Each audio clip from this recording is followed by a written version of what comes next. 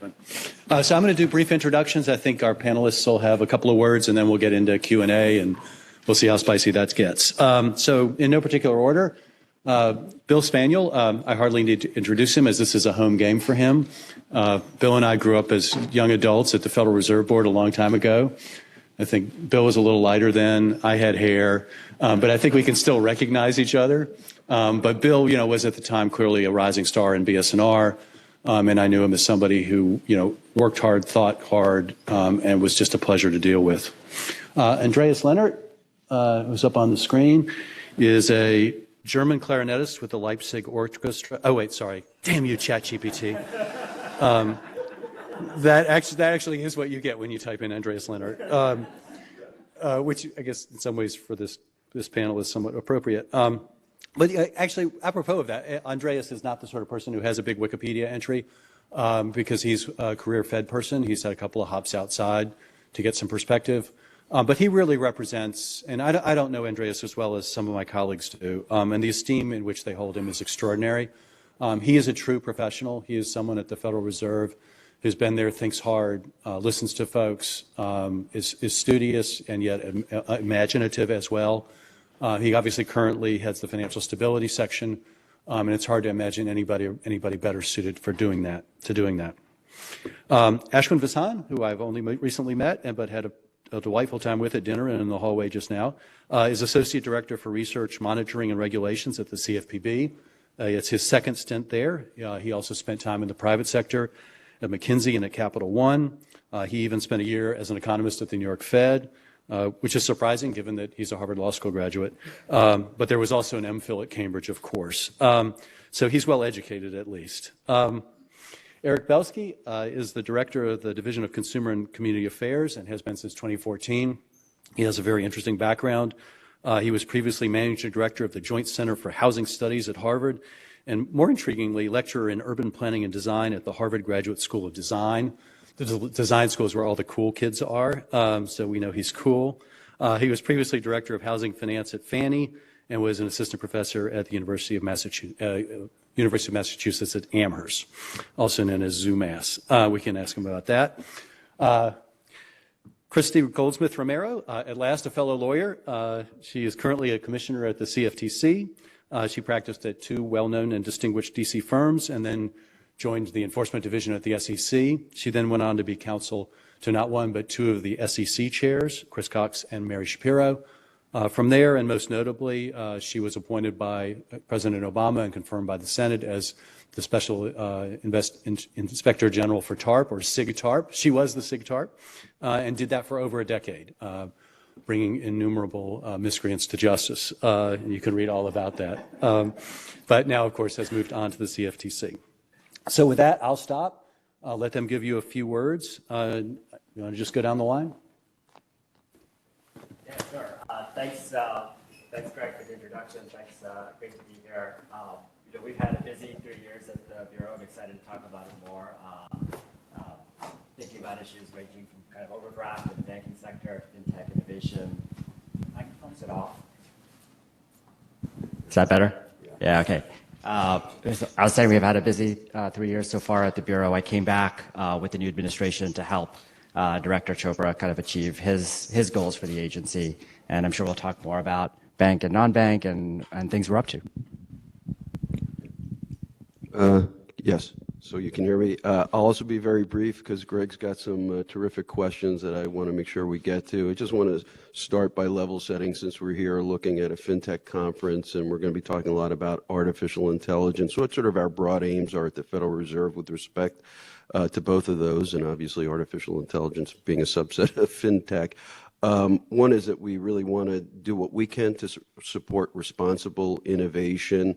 That means, understanding and learning about and appreciating a lot of the potential and promise, some of which we're starting to see realized with innovation in these technologies, but also to provide information to banks and other financial institutions, which I think would do well by kind of reviewing things that we have in this space, like our guidance on alternative data, to try to help firms manage risks that they know they have to manage. It's just part of their business. And So I would give those, kind of as two principal goals: responsible innovation and trying to support that by pointing out risks and how to manage them. Good morning. I wanted to thank Pat and the wonderful Jalapa and her team. It's nice to be back. I'm just going to consider myself a regular here at this FinTech conference. As you probably heard, the CFTC is a regulator of crypto. We regulate Bitcoin futures, Ether futures. We have since 2018. What that means is we're an experienced regulator. The issues that are before us are not theoretical. They are not for the future. They are decisions that I am making and have to make every day in my role. I, of course, speak for myself and not on behalf of my fellow commissioners or the commission. But as we're looking at this, and I'm hearing, had the benefit of being able to be here yesterday and today, right? All of us as regulators are really just trying to build a safer financial system, one that harnesses the best of technology while still protecting customers, promoting financial stability, and ultimately guarding against illicit finance. And so that is a lot of why I'm here today. That is my focus. But I also think if government does not keep pace with technology, it's often going to be the most vulnerable people who will suffer. And so how do we do that? Well, the first is I really believe that as regulators, as we are making policy decisions that relate to next generation technology, it is critical for us to understand that technology and the implications. How does it work?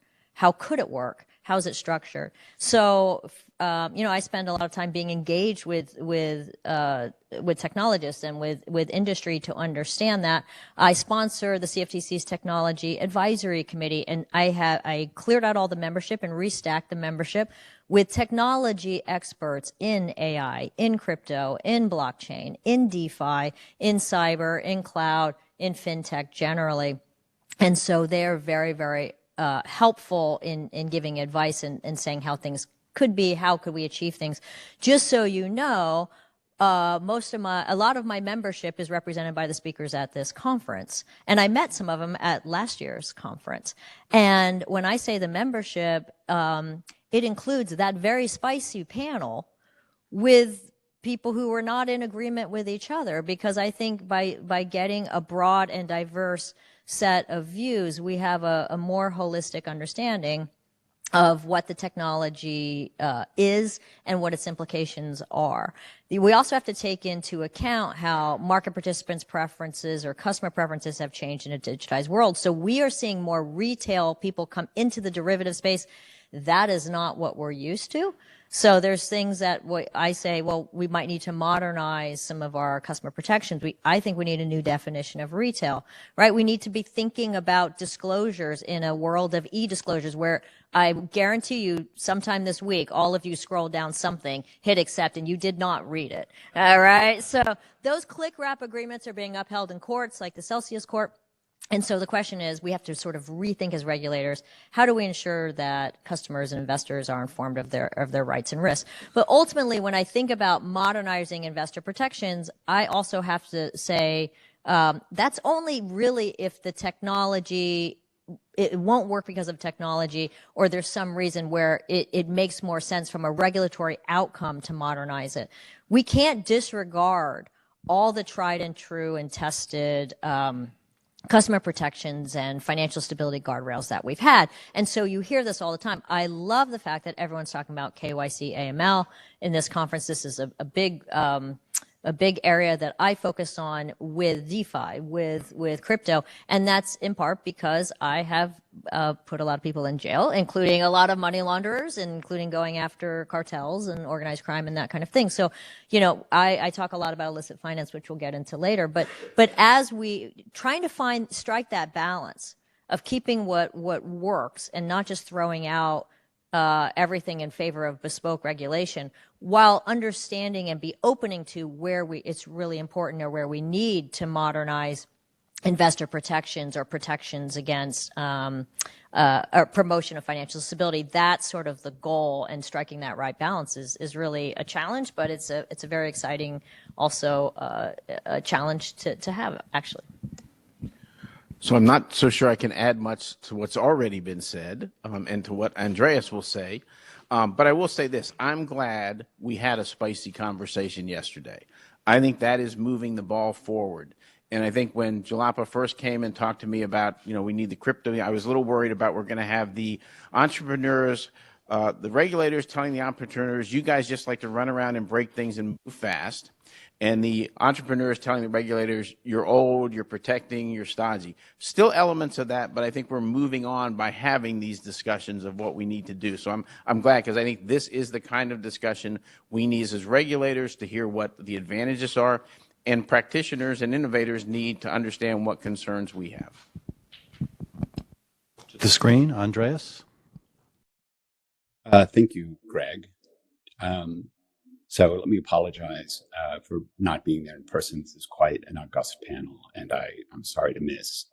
I can see from the screen that I appear to be speaking to you as Big Brother. I find that personally gratifying. Sorry, I find that personally gratifying, but it's not my role. Let me just step back. How do we think about financial stability? What is financial stability? And then, how do financial innovations fit into that? Your main takeaway is that financial stability is not a stalking horse for Big Brother. In fact, it's quite the opposite. So financial stability is not in the business of looking for bad things that could happen. Bad things happen all the time. My wife has COVID. I'm here. That's life. We're looking for the weaknesses in the financial system that can make a bad thing worse. And we say a financial system is resilient if it's able to absorb rather than amplify a bad shock. We look for basically four main vulnerabilities in the financial system. Asset valuations that are stretched, when households or businesses owe too much money, leverage at financial intermediaries, and funding risk in the system. I'm not going to go into any more detail. I would point you to our financial stability report under the financial stability tab at the board's website. I may direct you there. I should notice that I get a nickel anytime someone clicks on that link. So please go and have a look. So those of us who think about disasters for a living, like this is an ecosystem rather than an engineering approach. So we're not trying to channel the financial system like a river system with like canals and dams. We're just trying to maintain a healthy, resilient ecosystem.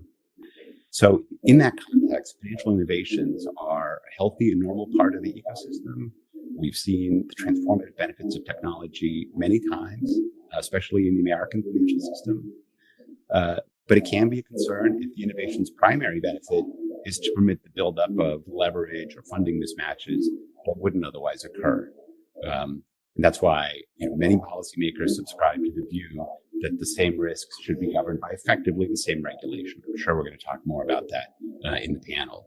So with that, thank you for your attention. I'm looking forward to the discussion. Thanks. I think one advantage of Andreas joining virtually is I always wondered if he was a neat desk guy or a messy desk guy. Unless there was some vandalism last night at the Fed, I think. But let me start with Ashwin, who, among other things, I gather, is the superintendent of the 1033 rule at the CFPB, which obviously is going to have a major impact come October, maybe? October, November. So in this fall, but October. February. But yes, this fall for sure. Okay. But so just give us maybe an introductory sort of broad sense of what's going to be in the rule and what the major issues are. Yeah, absolutely. For those of you who don't know, Title 10 of the Dodd-Frank Act has Section 1033, which gives consumers the right to access their financial data. And the Bureau to write rules around that provision. It's a really important provision. And you had asked previously sort of what do I think is, the benefits of fintech innovation, especially if I zoom out over, the last several years or even the decade. In many ways, you see this very vibrant ecosystem of open banking kind of having been created organically, right? Through aggregators, data users, consumers handing credentials over and getting their data and doing better things with it. And I think a lot of that, is sort of in the shadow of 1033. So where we are now is looking at a open banking ecosystem that exists, but we wanted to help take it to the next level. And I think that means several things for us. First, I think it's about getting clarity about some of the key points in which a consumer decides to access and share their data. So, for example, what constitutes informed consent, right? Second is, how do you break some sort of ongoing ties between data users, data aggregators, and data holders? What data fields should a consumer be able to access is a good one, for example, but there are a whole list, and we've shared them in early previews of the upcoming proposal. There's also going to be, and this is a focus of the director in general, we're quite concerned about 1033 being sort of a backdoor to a sort of leaky system of consumer financial data, right? So I think one of the things we're really thinking hard about in proposing the rule is, how do we bake in certain privacy protections into that data that the consumer accesses? I don't think, and Christy made a joke about disclosures earlier, I don't think the GLBA regime necessarily works for consumers. You sign away all your sort of data rights when you sort of accept those consents. And I think what we're thinking about in 1033 is, if you're saying, I want my data to be sent to this person or this company, there are sort of obligations that travel with that. And that's something we're working very hard on. And then more broadly, I think it's hard to sort of micromanage all of the use cases that could come from this. I mean, we see potential in cash flow underwriting, potential in account switching. But I think the market will decide that. I think of more concern to us is to sort of spur competition in general, right? So that, banks in particular, but now increasingly anyone, bank or non-bank, that has account data is forced to share that data with an ecosystem that can then sort of deliver better products to consumers. And in so doing so, we don't want to sort of empower a new generation of gatekeepers, if you will. So a lot of things go into thinking about this rule, and look forward to releasing it this fall. A couple of quick questions on that. First, I think to some extent the model here is the UK, which has done an open banking regime, but I think the first thing they did was ban screen scraping. Is that sort of in the playbook? I think what we've proposed, or we've kind of hinted in our outline, is we want to have some sort of secure portal. I think without kind of talking about the rule in advance too much, I think that's definitely on our mind, and sort of what are the parameters of that. We don't want to become sort of, again, too detailed on technical specifications. We don't think it's our sort of core competency as a regulator. And one of the things we're exploring is sort of the role of sort of standard setting organizations and sort of facilitating that. But definitely a more secure ecosystem, one that's consistent with, banks' obligations to third-party risk management, is all very much on our mind. Yeah, it's been, I think the director's talked about the potential role of SROs here, and I think the one that comes to mind most immediately is FDX, obviously. But I guess the core question though is, how prescriptive would you be in terms of how would you sort of authenticate or authorize an SRO? Is that going to be included in the rule, like a process for that? I think I'll have to sort of save that for the rule, unfortunately. Okay, that's all right. Okay. I'm going to skip around a little bit and maybe come back to you because I want to make sure everybody gets a chance. So Bill, we hear a lot of talk, including I think by the Vice Chair this morning, about responsible innovation. What the heck does that mean? Is that your job? Is that the industry's job? Who does what? Tell us about it. So I think it's the industry's job. I think it's my job. I think it's consumers' jobs. I think that's part of responsible innovation.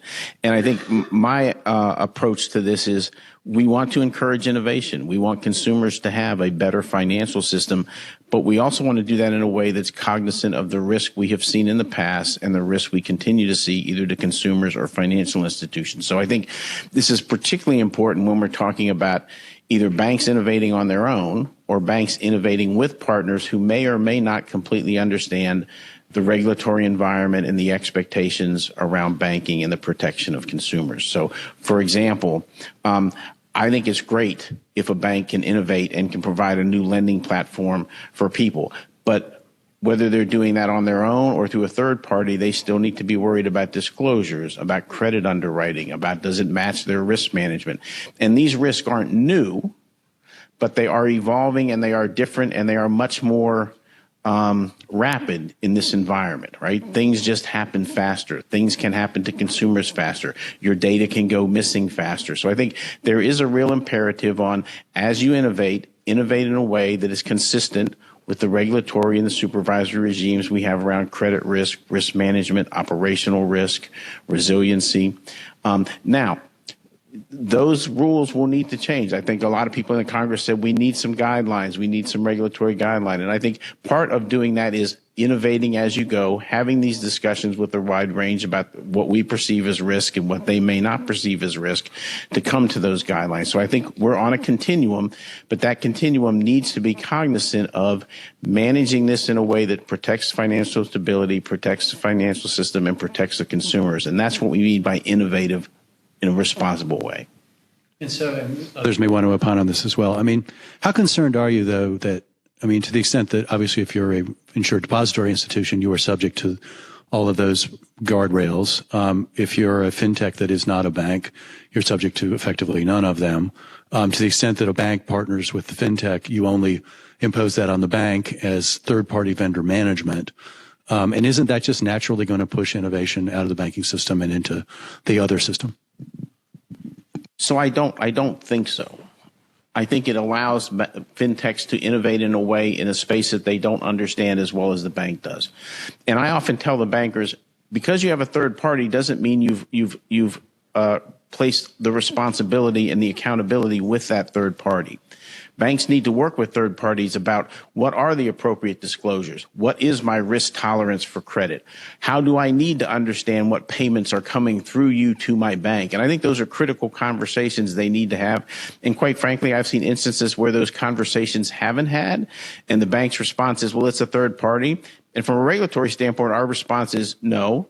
They're your customers. You are still accountable, and you should have had a discussion with the third party about how to meet those needs. So I think it's an educational process in many, many ways. And I think sometimes it's been successful, and other times I've seen banks fail on this. You particularly see it, and Eric could speak to this on the consumer compliance side. Most fintechs do not understand how to disclose things to consumers, whether it's fees, whether it's terms, and that's an area we need to work on.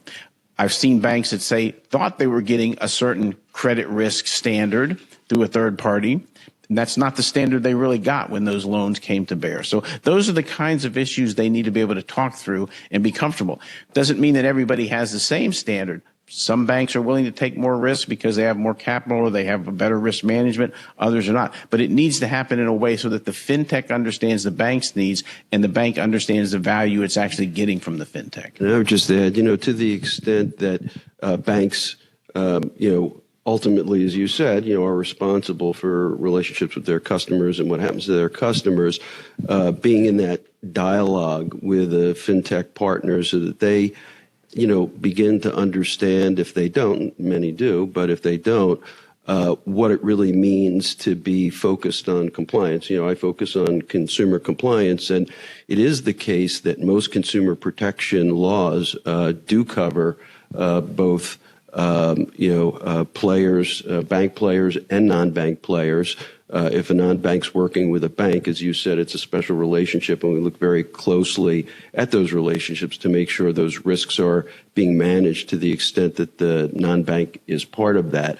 What's different, however, in all cases is that we don't supervise non-banks except under limited circumstances. And so it's that supervisory perimeter. We talk about the regulatory perimeter, but the supervisory perimeter matters. As you know, we put out a lot of guidance in an effort to help banks that we supervise manage risks and understand how we think about the risks to help them manage those risks. As you said, it's everyone's responsibility, but that supervisory guidance isn't necessarily something that non-banks or non-banks who are partners to banks focus on very much, and I would just suggest that they do. I think that information has proved to be extremely valuable, particularly in the context of fintech that involves models because of our model risk management guidance. It's been out there for 12 years. Banks have been working with it. They've developed sound practices for managing their model risk. And so that kind of guidance can be very helpful, I think, beyond the banking sector. Yeah, I mean, well, it's funny. On the model risk guidance, I mean, I'm mostly familiar with that in the AML context where I've done a lot of work. And what I hear is that it probably takes over a year now to get a change to a model, that it's frozen innovation, and that it's made the system work incredibly worse. So I just wonder if you're not concerned something like that's going to happen with respect to AI, whatever. The other example I was thinking of is, and I think we were going to talk about this anyway, you issued guidance for supervisory non-objection, which I assume means prior approval for dollar tokens. And then within a week, PayPal announced that they were doing a dollar token. They presumably will not be going through a multi-year process to get approval for that. Mm-hmm. So, how do you deal with that tension that as you create more and more parameters here and requirements and model risk reviews, that somebody else just innovates in the sidelines? Well, shadows, I should say. No, I think the question really for me is, are they doing it in a way that's compliant, as I said, with consumer laws and regulations that you mentioned? Fair lending laws apply to everybody. Unfair, deceptive acts and practices prohibitions, they apply to everybody. And so what we see in the banking sector through this relationship with supervisors is it's an attempt to just, particularly with something as novel as cryptocurrency, stablecoin kinds of things, to just make sure that the bank has really got the proper controls in place. A firm that doesn't may just, do a poor job of that. I don't think that's in their own interest. It's certainly not in the consumer's interest. And we just, as you know, that's the nature of the supervisory relationship we have. And, when it comes to models, we basically see banks taking the steps that they need. It's in very rare circumstances tied to particular laws and regulations where we would, basically say there's a problem with your model that's a violation of law. Well, so would you support, and maybe Ashwin can opine, the CFPB using its authority to say supervisory non-objection for innovation in this area for the PayPals of the world? I'll let Ashwin answer that question. Great. Let me answer it slightly differently. So I think he didn't promise me spicy, just to be clear. State the obvious, right? There's a gap, right? I mean, in the sense that we are the cross-bank, non-bank consumer protection regulator, right? And others up here and other bank regulators look at one sector of the market and are prudential regulators, and that leaves in that matrix a gap of kind of the prudential regulators for non-banks. So, at least when we approach our work and, we think about the market more holistically, we think about are the sort of entrants and players acting in a way that gets to more competitive outcomes for consumers. One of the things we think about within the consumer protection landscape is, are there sort of regulatory, products that are evolving in those regulatory cracks, like products that are evolving in those kind of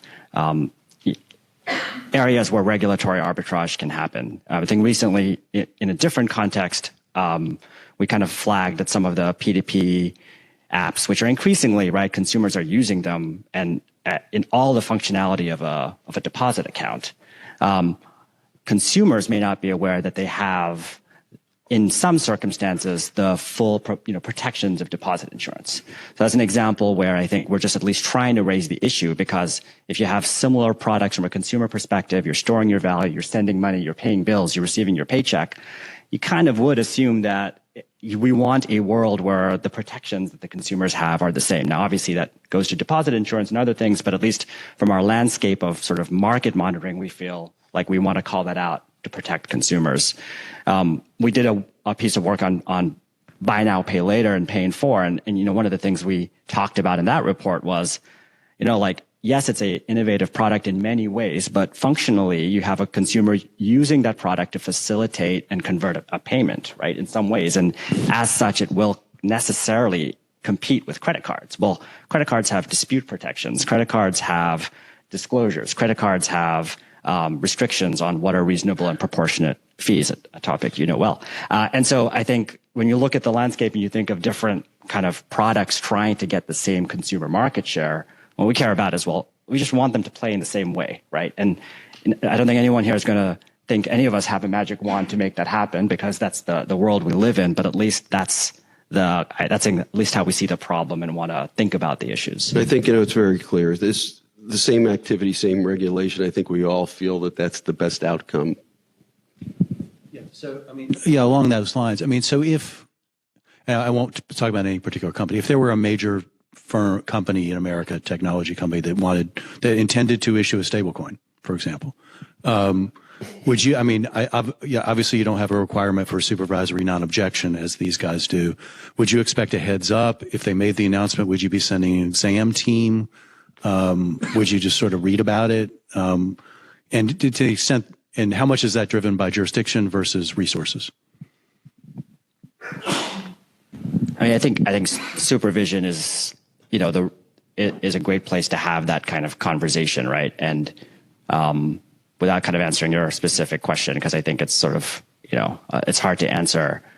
I think one of the things we've been trying to do with the Bureau's non-bank supervision over the last several years is be a little bit more agile in terms of acknowledging the scope of change in consumer financial services with non-banks, and taking a second look at some of our authorities, whether sort of the traditional, what we used to do is sort of larger participant rule and cover a set of the market for supervision. And by the way, we have announced in our sort of unified agenda, we're thinking of, we're working on a payments larger participant rule, or using other authorities. We have ways to sort of put companies under order for supervision for a period. And so we're kind of thinking much more expansively to make sure that we're engaging in that dialogue with those companies and understanding where they're headed and what the risks to consumers are. Okay, just one more on this, and then I want to rope in Christy and Andreas over my shoulder.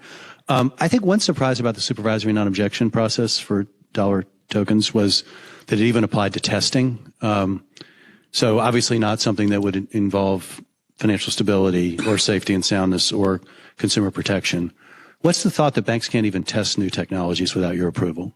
So I don't view the non-objection as a hurdle or a road bump or a stumbling block. I view it as a necessary discussion between the supervisor and the entity about, are you prepared to offer this, and are you prepared to even test this? So it goes to your preparedness, your ability to offer this in a way that's consistent with safe and sound or consumer compliance.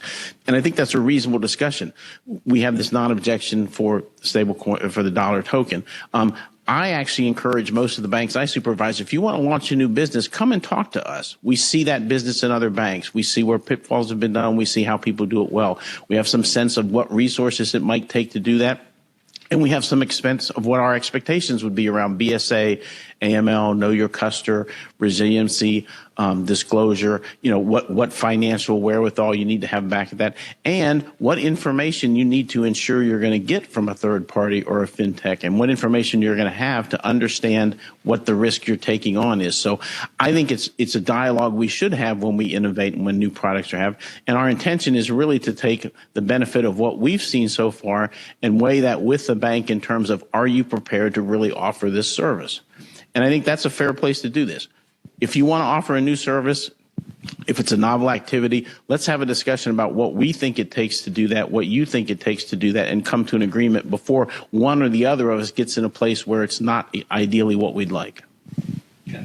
Now, Christy, last. Sorry, just been crossfire.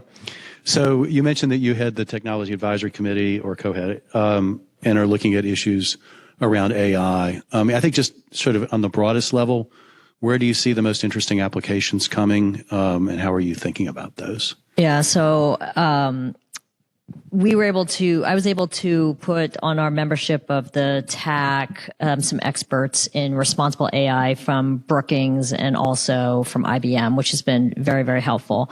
So I think the fastest growing applications that I'm seeing from talking to our registered entities like exchanges and clearinghouses and banks and brokers is really right now in terms of automating processes, data reporting or data analysis, regulatory reporting, essentially improving efficiency, accuracy, and transparency.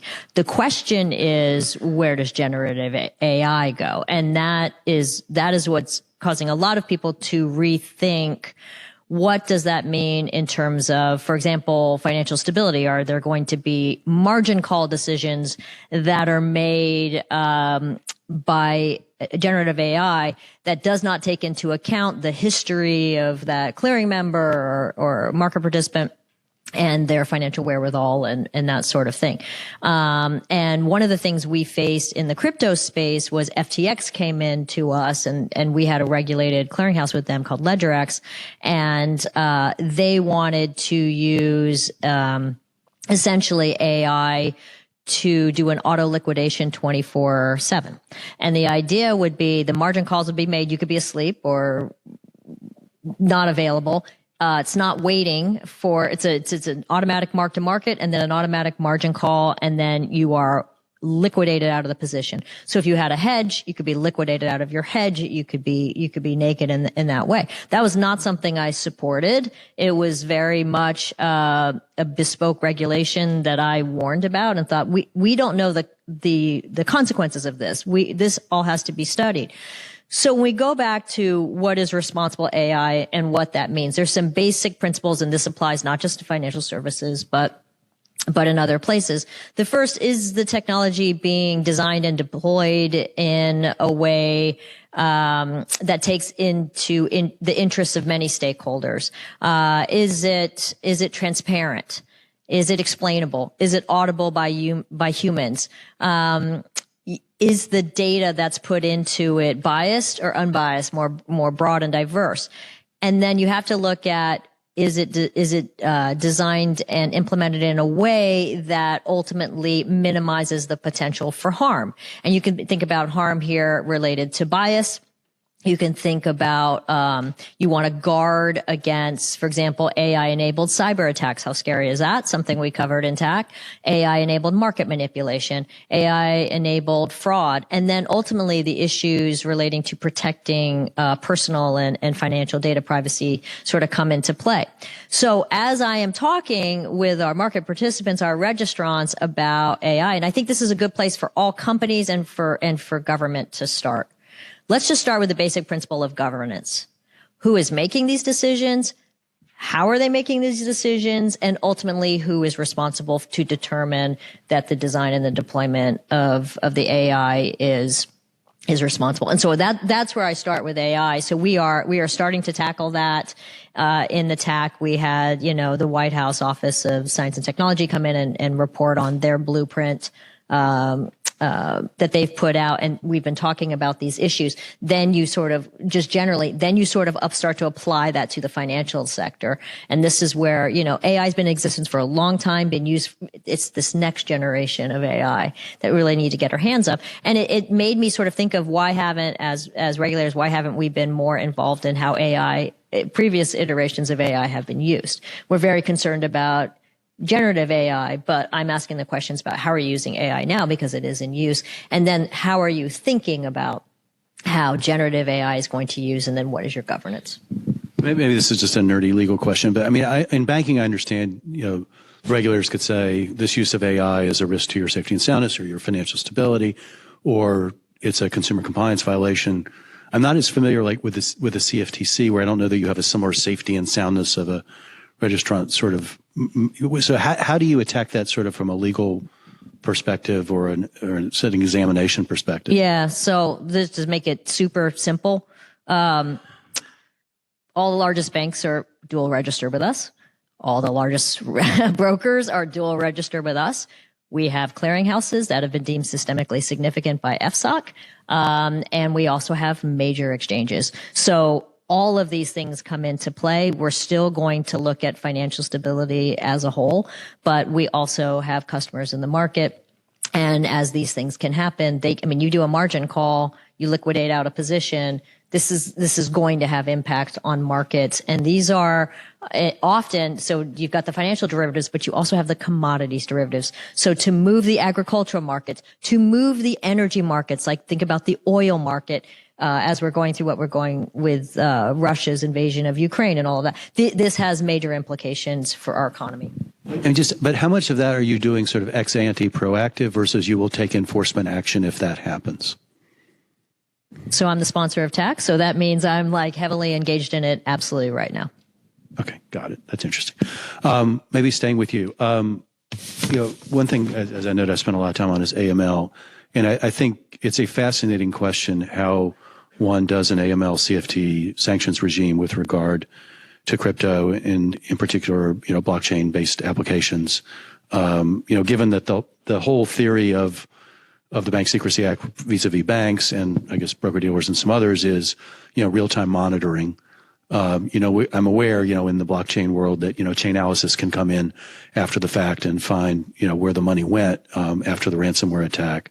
But I guess the question is, and I assume you've given this a lot of thought, how can you replicate a monitoring system that's fairly, well, not simple, but is at least coherent with regard to bank transactions, on a distributed, ledger, where there really is maybe not a central authority?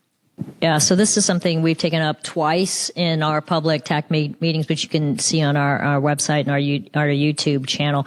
So I would say, to the extent that the crypto industry is looking for regulatory clarity, let me give it to you as clearly as possible. Fix this issue.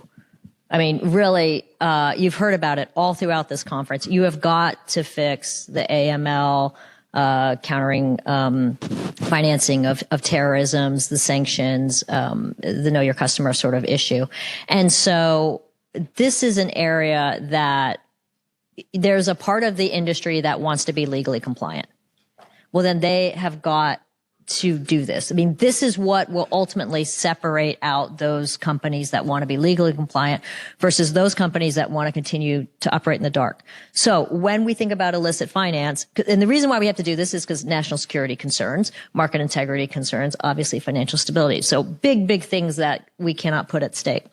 And what I've said to the industry, and I said to an industry player yesterday at this conference, was don't wait for government. You should be working on this this problem. And so you start with the idea of identity. And identity is a foundational challenge. And you sort of say, okay, if we want to protect against illicit finance, we need to take away that which is alluring to illicit finance about crypto, which is the idea of anonymity. Okay. And so that's when you get to identity. And there are technologies and there are more developing technologies to establish digital identity. So staying away from mixers, finding a way to verify digital identity is how you need to go about this. Now, some will say, well, we need anonymity. We don't want all our transactions on the public blockchain. And so, I say, identity/anonymity is not the same as privacy. TradFi has figured out how to provide privacy while still verifying identity, and so can this industry. So this is an area where we have taken up in TAC, and I actually had one of the companies that provide digital identity present on that. They're a member of our technology advisory committee. And so there are ways to do it that are, and even if you look at, so centralized exchanges should be doing this, but even if you look at DeFi, as we just heard in the last panel, not much of that FI is actually D, as the chair of our tax said, right? Like there's someone maintaining that.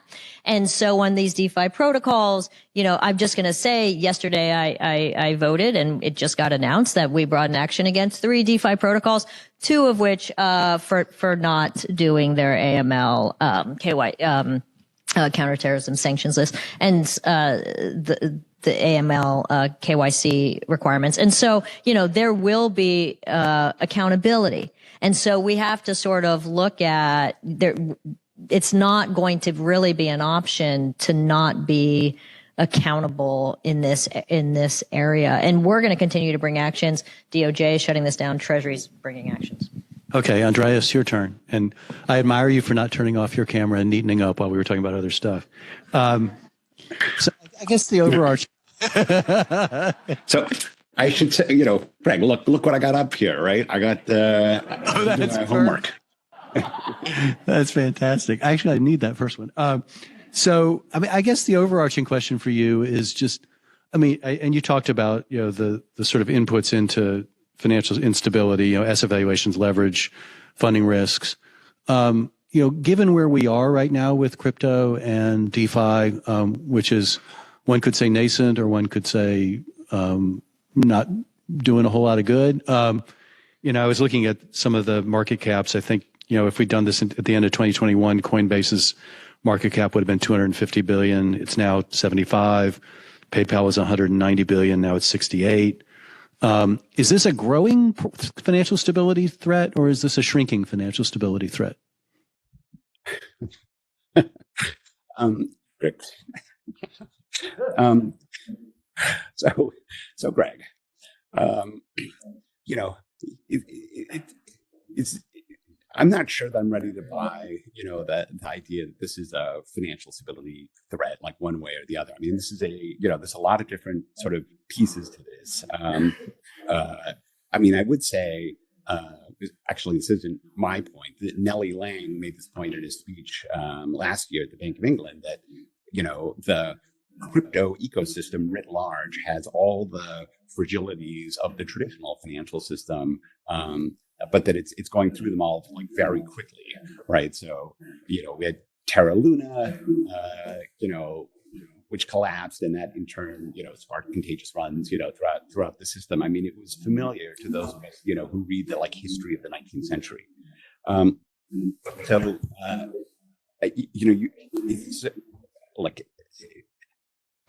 Just take a step back from this. Is this growing or shrinking? Eric Binholson is an economist at Stanford University, and he's written sort of persuasively on technological adoption in different contexts. And I should say this is very much not in the context of crypto, but his point is you get the initial technological wave, electricity arrives, automobiles are invented, but then, you need kind of this 20-year pause while the business processes of enterprises are kind of revised to take advantage of the new technology. And so there's this, often this weird lag between the kind of the initial breakthrough and then it's kind of widespread adoption. It's ultimately transformative effects on the system. So we could very well be in that part of the adoption curve. And I'm agnostic on whether or not that's happening. So you didn't ask about this, but I think the one piece of the kind of crypto ecosystem that we've taken, a lot of notice of is the kind of stablecoin world. This is so far at least the use of stablecoins is pretty limited to kind of on and off ramps, into the crypto ecosystem. But from a stability perspective, there's kind of a theorem that safety equals risk, and so stablecoins are the safest, in principle, the safest part of the ecosystem. So that means that's where they have the most systemic risk. The President's Working Group issued a report. I'm sure you're familiar with it, and our listeners here are familiar with it. But I think the key findings were look, if you're going to have a payment stablecoin that gets widespread adoption, so it's actually being used for transactions in sort of goods and services in the real world, that thing is going to look a lot like a bank deposit or a money market mutual fund. Those two objects are some of the most systemic risk that's in the system, and they are appropriately regulated to control that risk. And the PWG report points out some lacunae in the regulatory framework, some gaps, and urges a specific set of reforms. I mean, I just say that the main idea there is if these things become a really sort of big deal, they're going to pose systemic risks, and it's going to be important that they just like everything else out there that has that much systemic risk inherent in it is subject to the same set of regulations. Just stop there.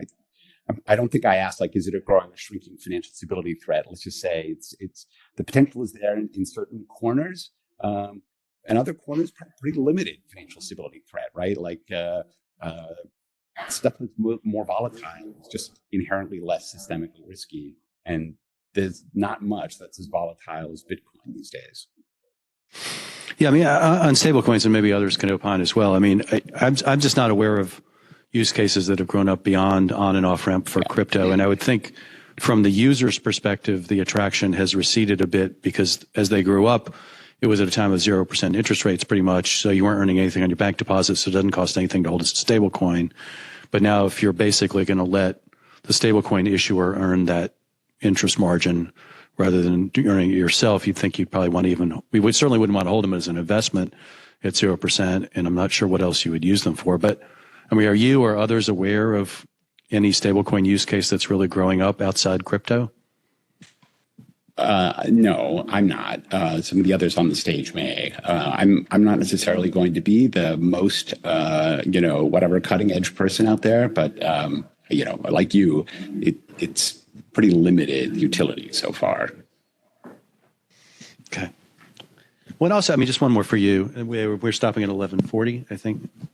Yes. You mentioned Terra Luna, which I'd actually forgotten. But of course, we've had the collapse of FTX. I think we're having a sort of an unwind of Binance, really without, as far as I could tell, and you should tell me, any financial stability effects. No impact on the real economy. Actually, I hate that expression because I don't know what the unreal economy is. So no effects on the economy. What do we take from that? Is that just good luck? Is that because regulators have successfully sort of cabined them into their own crypto world and not let, the regulated institutions really have a lot to do with them? Do I owe credit to the examiners over here?